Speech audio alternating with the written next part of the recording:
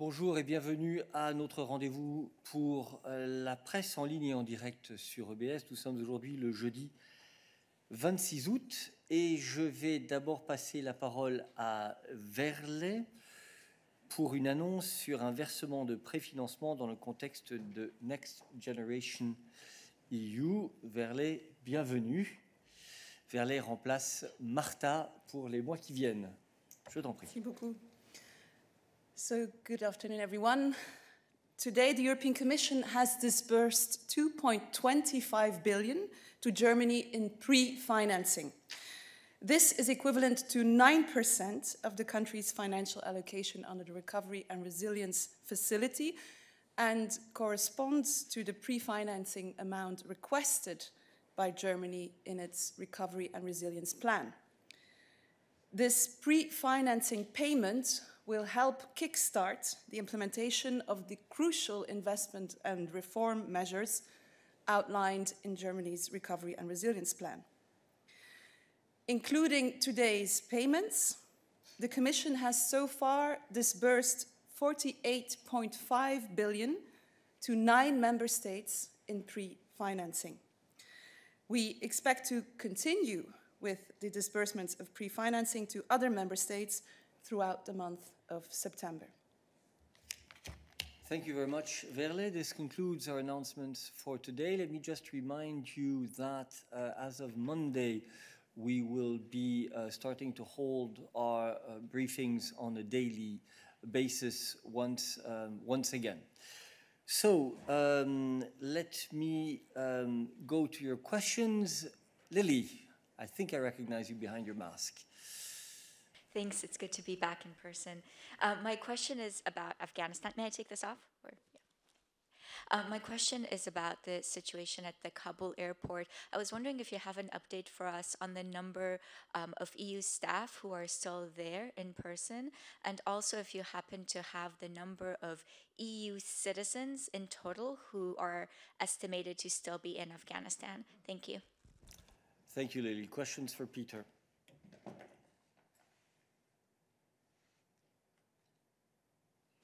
Hello, and thank you.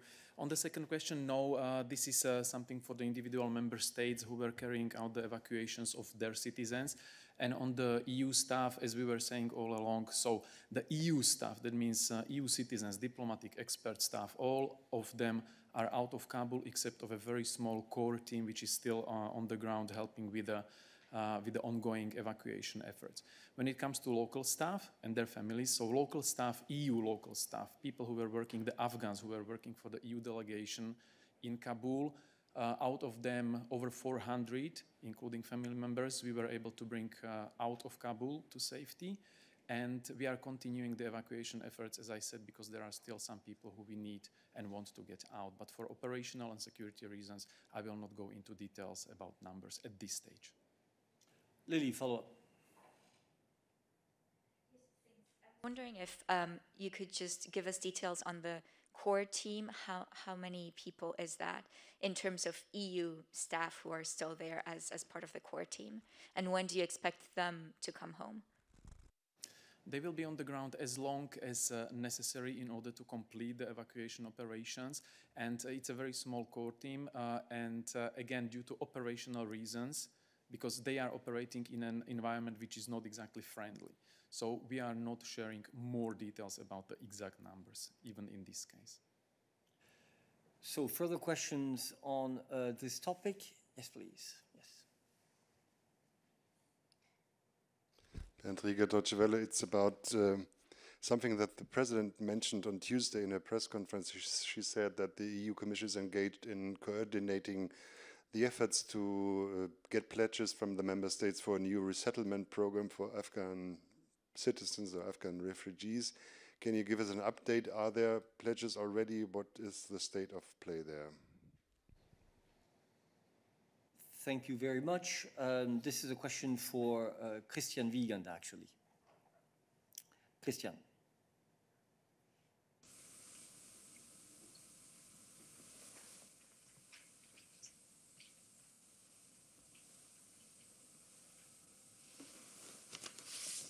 We still have problems with Christian's video feed. Yeah. Well, Yeah, this is still a strange leftover from my holidays. I don't know what's happening, but working on this with Jonathan. Okay, so thank you for the question. I mean, let me just maybe first remind again that we are working, of course, on a comprehensive approach on Afghanistan to address the current crisis, and that for now extremely high displacement remains in Afghanistan, and limited movements are happening to the neighbor countries so far. Our approach includes, of course, supporting people displaced within Afghanistan, supporting the countries in the region, addressing risks of irregular migration, and, of course, as the President has made very clear, also the question of resettlement of vulnerable persons. On this, there is a process in place where there was the EU resettlement forum, also together with some third countries, EU, US and Canada, in July, and where we have asked for pledges on resettlement more generally. So not back then, of course, it was not only related to Afghanistan. So we are expecting pledges on this until mid-September by the member states. So there is a process in place. Again, let me remind you, this is not exclusively about Afghanistan. The EU has been very active and actually quite successful on the question of resettlement from different regions in the past years. But now, of course, there's also a focus on the situation of Afghanistan in this context, and yeah, this is what I can say at this stage. thank you very much. You have a follow-up? Related to that, do you have enough pledges for the 400 plus people you evacuated from Afghanistan to get them into member states? Are there enough people who take them? Enough states who take them. For the EU local staff, this over 400 people, including the families, they are in the process of being transferred to member states who offered places. But we are still in ongoing contacts with the member states to make sure that there will be all of them taken care of. It's an ongoing process. It's a very intense process in which we are involved with the member states. But when it comes to the EU local staff from Kabul, I think the member states were very clear that they are willing to help, and this was also communicated and discussed during the meeting of the foreign ministers last week. Yes, you have a question on Afghanistan. Go ahead. Can you hear me? You have to wait until it's ready. Yeah, go ahead. Sorry. Divya Das, TV2 Denmark. So the window for being able to be evacuated from Afghanistan is closing very fast. What is your overall message to Afghan nationals who still want to come out of their country, who want to leave, and who want to come to the EU or a member state in the European Union?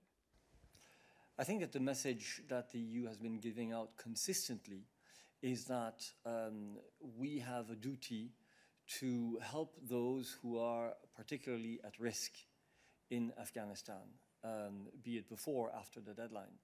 And these are, as the President has said, and you will see it in her remarks, for example, human rights activists, female judges and lawyers, journalists, and educated women and their children. So for these groups, the message is quite clearly that the EU is asking member states to offer legal pathways or safe pathways to Europe for them to be able to come. More generally speaking, the position is that we have to work with countries in the region for the millions of Afghans who have been displaced by decades of conflict in Afghanistan. You know that there are almost 3 million internally displaced Afghans in the country, and also millions around in neighboring countries from Afghanistan. And there we want to work with the countries in order to ensure that ultimately these people can go back to their homes safely. That is the message we have been passing on consistently. Follow up? Do you consider it a positive thing that several member states are building fences and walls in order to mitigate the number of people arriving in the EU? This is a question we have been getting for days and days now, and I would invite you to go back to all the answers that we have given on this issue. On Afghanistan, yes, please.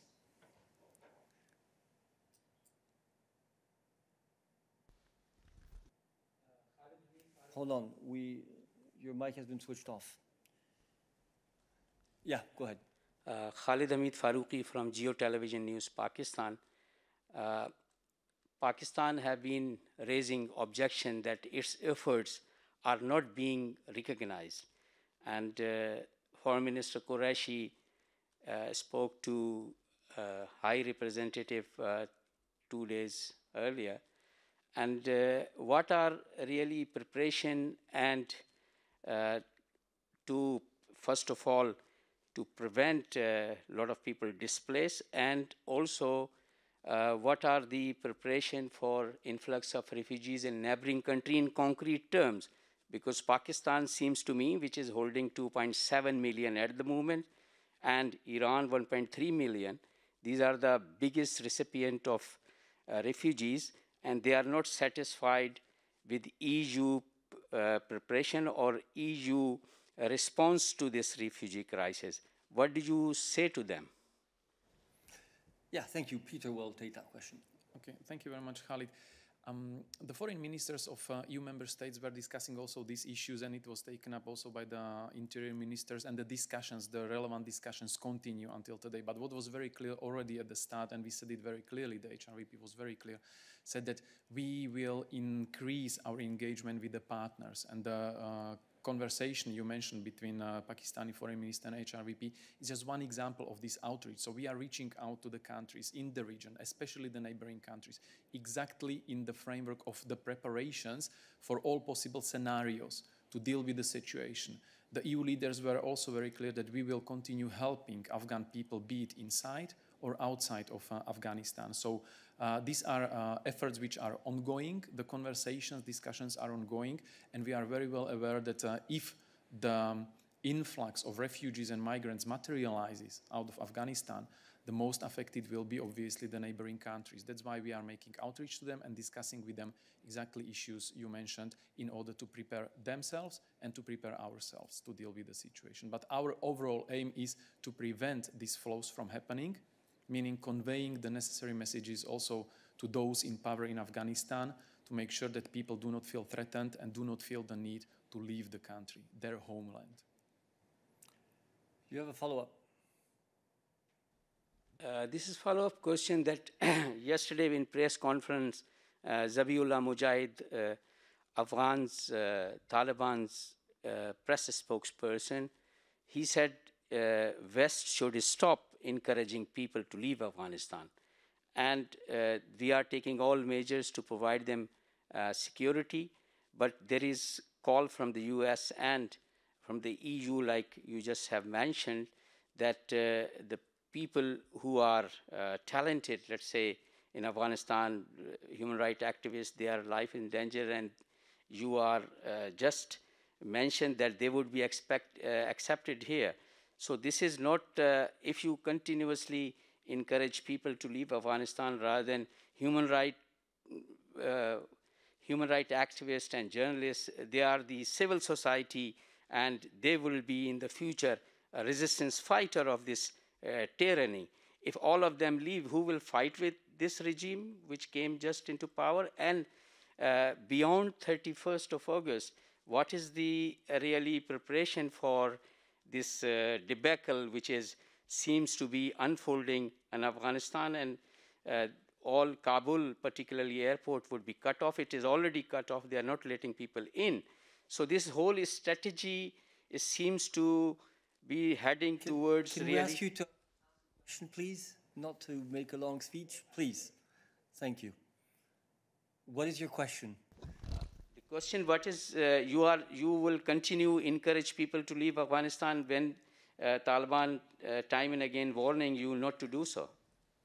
No, clearly, I mean, I have stated our position very clearly beforehand on this matter, and our position is that people who are particularly at risk, the categories that I mentioned in my previous answer, and who feel at risk and who therefore could be in a position of danger, should expect that member states or countries that participate in particular in the NATO mission would have a duty of care vis-à-vis them.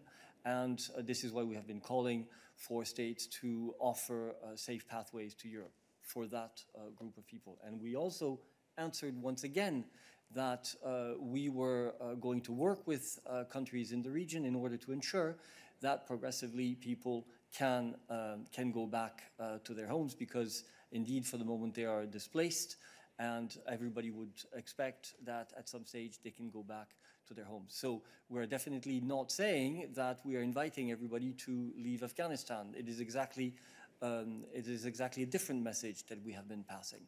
That being said, as we have also said here a certain number of times, there is a process with meetings inside the European Union institution framework, the Blueprint Network, which met last week, the IPCR with the Home Affairs Ministers, Européenne is meeting today and tomorrow, etc., to continue to monitor the situation on a day-to-day basis in order to make sure that we can adapt our response as events unfold on the ground.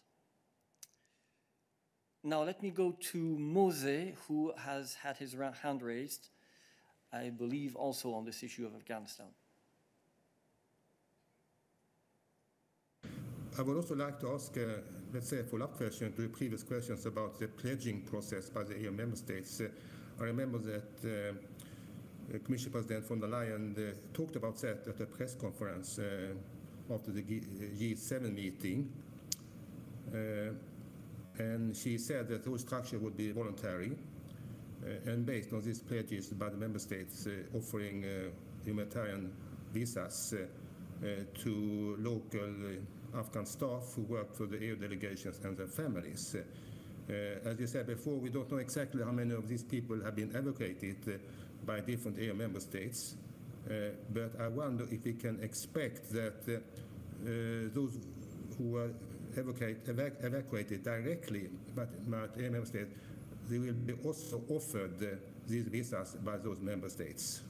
And a related question to that is if we can expect, and I think the Commission President mentioned also that she thinks that the Interior Ministers' Council is the right forum to discuss this, at least as the first step. And if I'm not wrong, there will be such a meeting again next week. Can we expect that, let's say, the number of places for local Afghan staff and families will be sorted out at that meeting? Thank you. Thank you. Look, quite frankly, Mose, you're asking us a series of hypothetical questions or things which are not of our direct responsibility.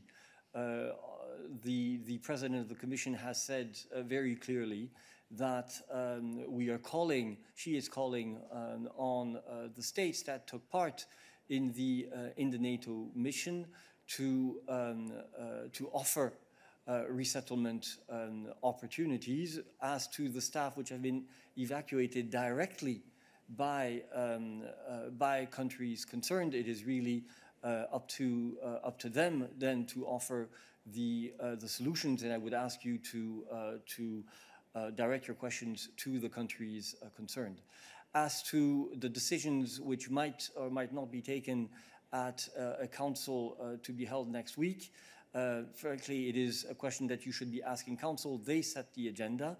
Obviously, as we have said, there is a process which is in place, which, as you have seen, is actually very intensive, with a whole series of meetings taking place at expert level, at ministerial level, now at Coreper level, again at ministerial level next week, in order to deal with the consequences of the events unfolding in Afghanistan. And I think that as time goes by, we will see how the member states progressively answer the questions like the ones that you are raising. Okay, are there other questions on Afghanistan today? Marie. Oui, merci beaucoup. J'avais encore une question liée aux employés afghans qui ont travaillé pour la représentation européenne. Vous dites qu'il y en a encore quelques-uns qu'il faut essayer d'évacuer. Est-ce que ce sera faisable de le faire avant le 31 août et toujours lié à cette deadline du 31 août qui n'a pas été repoussée par les États-Unis, savez-vous ce qui va se passer après? Est-ce que dans les discussions opérationnelles, disons, qu'on a avec les talibans, est-ce qu'on sait exactement à quoi va ressembler voilà, l'aéroport par la suite, qui pourra partir, qui ne pourra pas partir? Merci beaucoup. Peter. Merci. Je ne voudrais spéculer et préjuger qu'est-ce qui va passer dans la semaine prochaine, mais nos efforts, comme je dis, nos efforts continuent. Nous sommes en train de compléter, de finaliser l'opération. Nous avons une équipe sur place et tous nos efforts sont concentrés pour compléter l'opération. C'est tout que je peux dire maintenant et je ne peux pas partager aucun détail sur cette opération dans ce moment.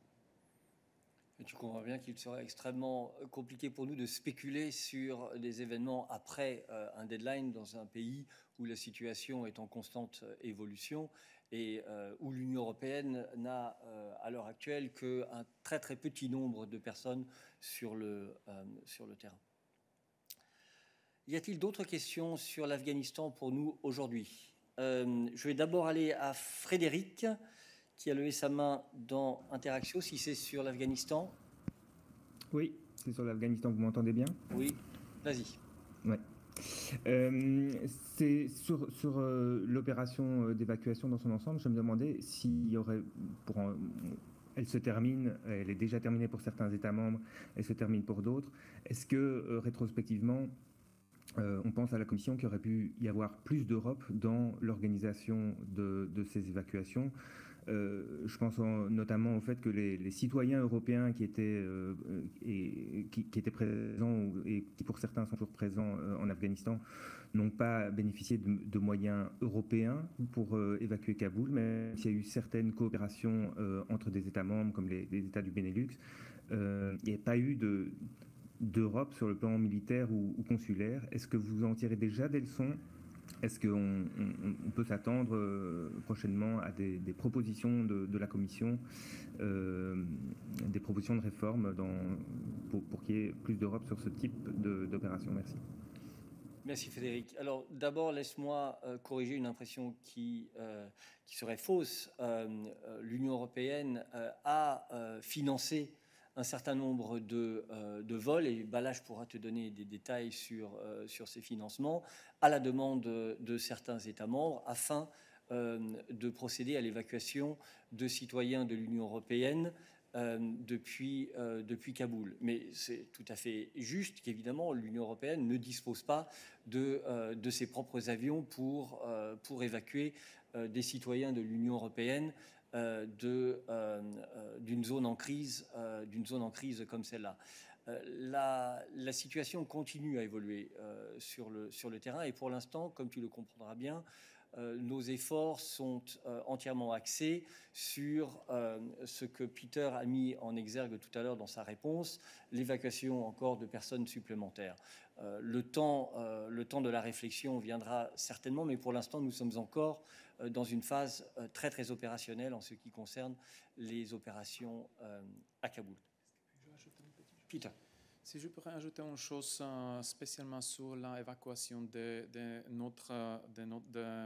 le peuple afghan qui ont travaillé pour l'Union européenne. Cette opération, c'était possible seulement grâce à la coopération et coordination entre l'Union européenne, les institutions et les pays membres. Donc, le plus que 400 Afghans qui sont en sécurité maintenant, c'est un résultat de coopération et de coordination très très forte entre les pays membres et l'Union européenne. Il y avait encore une question sur l'Afghanistan, je crois. Yeah, Maria García Tornoza, Público. So many EU countries such as Netherlands or Belgium has announced the end of their evacuation plans as of today because of the situation in the airport. So are you confident you are going to be able to get all the EU local staff who has worked for the EU mission on time? And until when do you expect to conduct this evacuation? Are you going to exhaust this deadline of the 31st of August? Thank you. Thank you. I can only repeat that all our efforts right now are focused on completing this operation as soon as possible in an environment which is not exactly a friendly environment and where the situation evolves on the ground all the time. So we are continuing our efforts. The evacuation efforts are continuing in cooperation with the EU member states and with partners on the ground and beyond.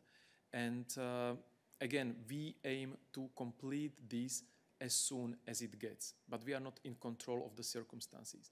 And again, the European Union doesn't own and doesn't operate the plane, so of course we are depending on member states and partners when we want to get people out using military planes, for example.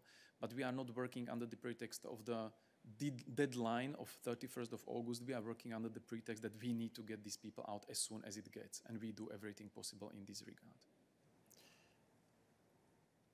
Okay, I see no further questions on Afghanistan, so I go to Noureddine on another foreign relations related question.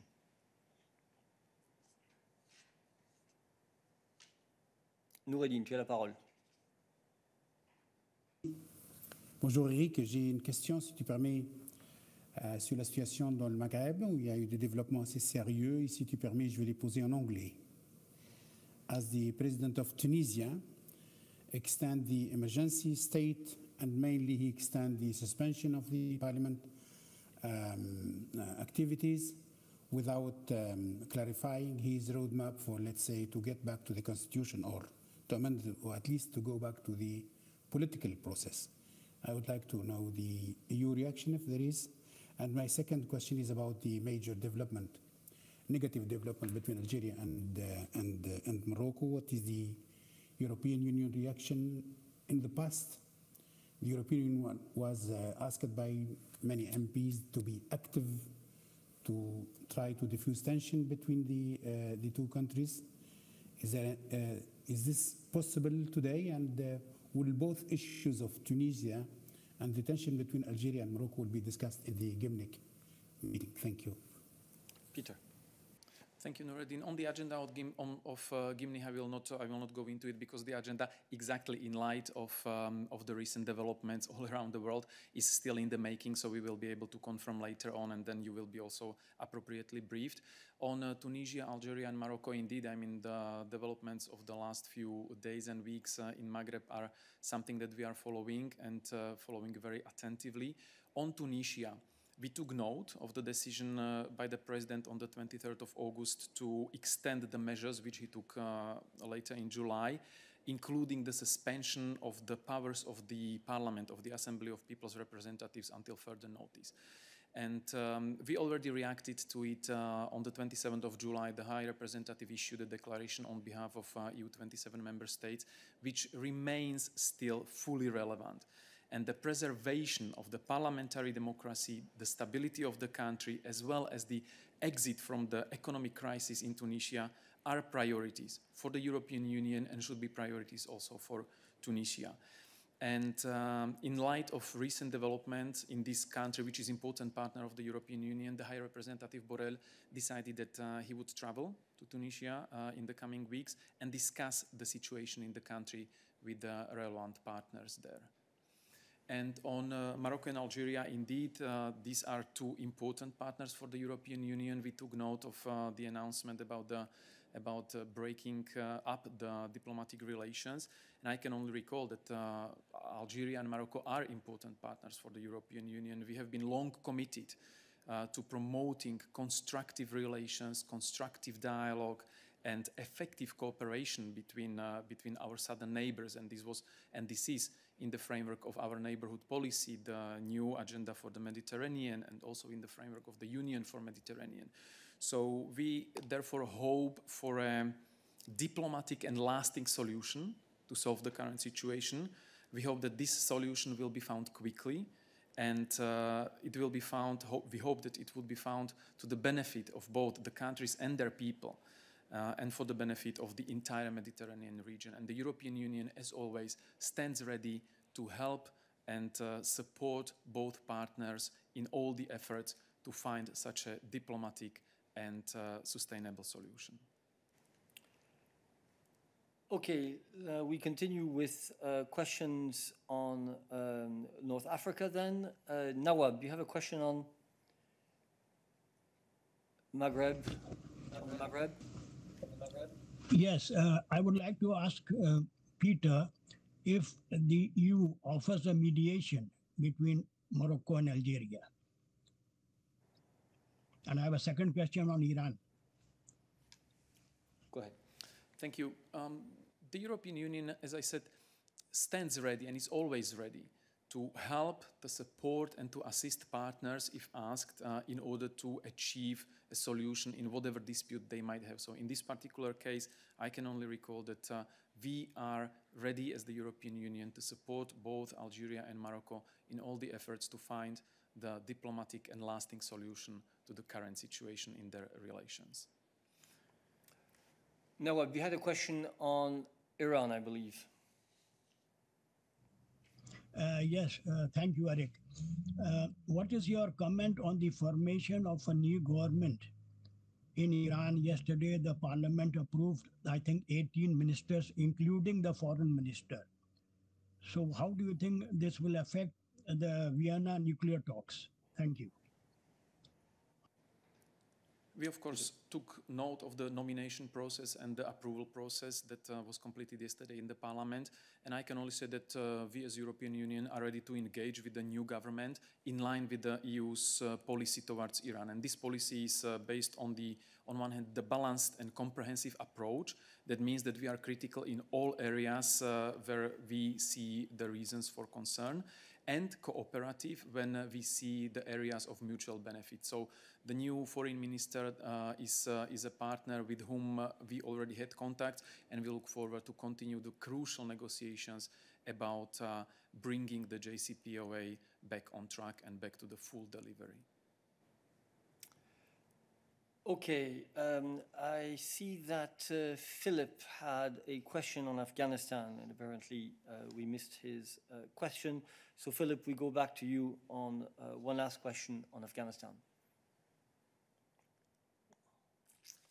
Philip, you have the floor. Thank you, Eric. Can you hear me? Yes, go ahead. Yes. The president announced 200 million euros for Afghans on Tuesday in humanitarian aid. But I saw a breakdown by a colleague who had asked for a breakdown of this sum, and in that was 79 million for longer-term development, so which in my eyes would not qualify for humanitarian aid. Is that right? And so how about this announcement about 200 million in humanitarian aid? Thank you. A question for Balázs.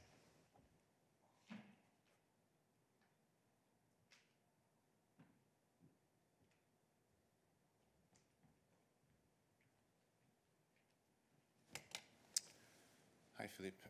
In short, no. We are talking about humanitarian aid purely.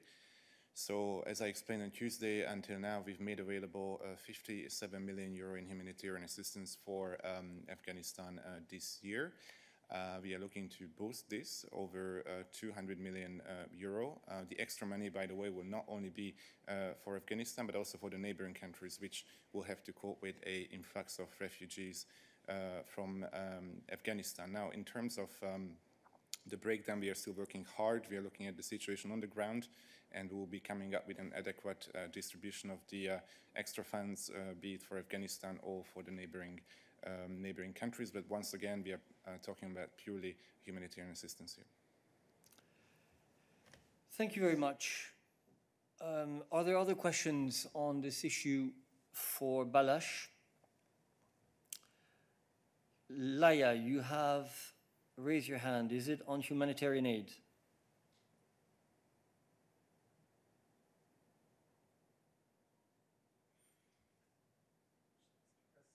You need to press the speak button. God, I haven't said that in a long time. Hi. Can you hear me? Yes, go ahead, Laia. Okay, thank you very much. It was a question about Afghanistan. It was a follow-up for Christian. Would it be okay if I asked? I missed the opportunity before. So I wanted to ask because before Christian mentioned that there are being talks taking place with the member states in order to get pledges for the refugees, and he mentioned that it's expected to receive pledge until middle September. Is this a deadline, or what is this? In which context should we understand this date? Thank you very much. Look, it's a context. The context is this resettlement forum, which was convened by the European Commission with the UN, with the IOM, with the US and Canada, and others. And the member states have until mid-September, in the context of this resettlement forum, to make pledges. So. I don't know how you want to describe it, if you want to say a cutoff date, a deadline or whatever, but this is the time that has been agreed in the context of this resettlement forum for countries to come forward with specific pledges for quotas. Okay, I see no further questions on foreign relations. And therefore, I open the floor again.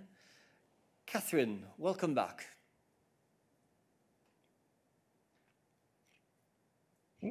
Yeah, hi, Eric. I have a question on, well, I don't know whether it's Brexit or data adequacy, but a British minister has announced today that the UK will seize the opportunity of leaving the EU to introduce what it describes as common sense data laws and an end to box ticking. So I'm wondering if the European Commission has been consulted on this, given that it has only recently granted adequacy to the UK. And the UK, the minister describes this, the UK's approach as a flexible one to adequacy. So I'm wondering if the European Commission will be flexible on this matter. Thank you. A question for Christian. Yes, thank you, Catherine, for this question. We have seen the announcement. We do not comment on announcements, as you know. We do, however, monitor very closely any developments related to the UK's data protection rules. When adopting the UK adequacy decisions, the Commission was fully aware of the risk of possible further divergence of the UK system from the EU system. This is why, in case of problematic developments that negatively affect the level of protection found adequate, the adequacy decision can be suspended, terminated, or amended at any time by the Commission. This can be done immediately in case of justified urgency. So we will continue to ensure that European data will be protected by strong safeguards when crossing the channel. Thank you. Thank you very much. I think that is an extremely clear message. Naomi, I think you have a question on the same issue. Oh, you've unraised your hand. Okay. Indeed. So I see no further hand raised on this issue. Let me go to Alexander. Welcome back as well. Hi, hello. Can you hear me? Yes, go ahead, Alexander. Okay. So I saw that the Commission today released a new impact assessment study to assess the unbundling of charges under the common charger policy. And as far as I could see in the document, one of the variants suggested in there is to finally for the European Union finally to mandate a single common charger for all smartphones, and also to bundle that with the study appears to say that bundling that with a mandate to no longer include new chargers when new phones are sold, that would have significant environmental benefits. So my question is if the Commission could comment on this new study and say what the timeline is for any type of action to be taken in this policy field. Thank you. Johannes. Thank you. Johannes. Hi, Alexander. Thank you for the question. Look, I cannot comment on the study beyond what is in the study. What I can say more generally is that we promote solutions that favor technological innovation in the field of chargers while avoiding market fragmentation. The voluntary approach did not meet the consumers, the European Parliament's and our own expectations, so we are now considering a legislative approach to which the impact assessment was launched, to which you refer to. So we have assessed different policy options on the best way to proceed to improve consumers' convenience, to reduce the environmental footprint associated with production and disposal of chargers, and to maintain innovation at the same time. And our proposal is expected after the summer, so shortly, but we are not yet there, so I can't comment further at this stage. Thank you. All right, thank you very much, Johannes. I see no further questions on this. Are there other issues you would like to raise with us today? That is not the case. Thank you very much, and see you on Monday, next Monday, for the resumption of our daily press briefings, and thank you for being so numerous in the press room. It's a real pleasure. Have a nice weekend after tomorrow.